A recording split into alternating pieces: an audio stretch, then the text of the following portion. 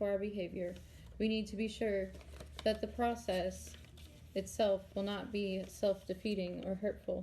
Sometimes we need to directly apologize for a particular thing we have done or our part in a problem. Other times, instead of saying, "I'm sorry," what we need to do is work on changing our behavior with the person. There are times when bringing up what we have done and apologizing for it will make matters worse. We need to trust the timing, intuition, and guidance in this process of making amends. Once we become willing, we can let go and tackle our amends in a peaceful, consistent, harmonious way. If nothing feels right or appropriate, if it feels as if what we are about to do will cause a crisis or havoc, we need to trust that feeling. Attitude, honesty, openness, and willingness count here in peace and harmony. We can strive to clear up our relationships. We deserve to be at peace with ourselves and others. Today, I will be open to making any amends I will need to make with people. I will wait for divine guidance in the process of making any amends that are not clear to me. I will act when led. God, help me let go of my fear about facing people and taking responsibility for my behaviors.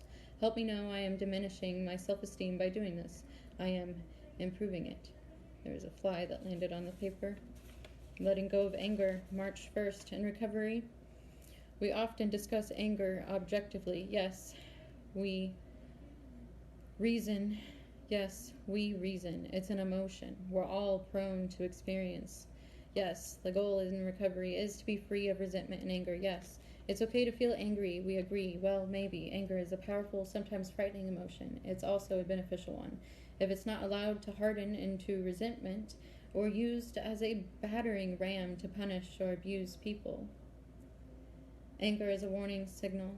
It points to problems. Sometimes it signals problems we need to solve. Sometimes it points to boundaries we need to set. Sometimes it's the final burst of energy before letting go or acceptance settles in. And sometimes anger just is. It doesn't have to be justified. It usually can't be confined in a tidy package, and it need not cause us to stifle ourselves or our energy. Anger doesn't have to stifle us. I love that. We don't have to feel guilty whenever we experience anger. Let that resonate deep within you. You don't have to feel guilty for experiencing anger. You know, anger is that motivator. It tells you there's an injustice happening. You're being treated poorly. Get upset about it. Do something about it. Anger is a way to protect ourselves. Now, how we act in our anger can also hurt us. So understanding how to use anger as fuel instead of torch fluid.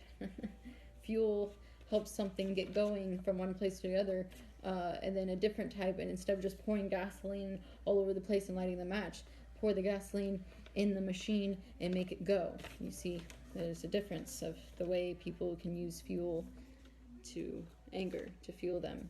I will feel and release any angry feelings I have today. I can do that appropriately and safely. We don't have to feel guilty whenever we experience anger. We don't have to feel guilty. Breathe deeply. We can shamelessly feel all of our feelings, including anger, and still take responsibility for our behaviors. And then March 2nd, feelings on the job. I'm furious about my job. Another man got a promotion that I believe I deserve. I'm so mad I feel like quitting. Now my wife says I should deal with my feelings. What good will that do? He still got the promotion.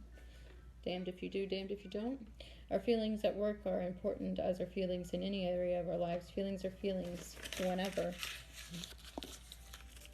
Ooh.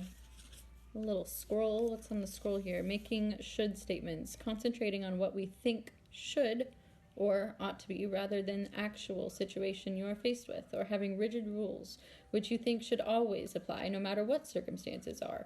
Example, I should be feeling better now. Rigid thinking as a trait of autism, but this was pulled from pattern thinking. It identifies different ways people can think and thinking habits that entrap us, and how to free our mind when we acknowledge these ways of thinking not benefiting us anymore. Something from the envelope. We got one more minute. It hits guilt. Whenever we begin to experience the fullness and joy of life, we may feel guilty we may feel guilty about those we've left behind, those not recovering, those still in pain. The survivor guilt is a symptom of codependency. I've read this in this whole series. Today, toys and hobbies, arts and crafts, materials, musical instruments, sports equipment, camping equipment, construction sets, electric trains, bicycles, used helmets, models, and board games. Dance. A channeled song. It was 10:10 as I said that. Just a list of things to encourage unschooling. I'm sorry, that's my favorite.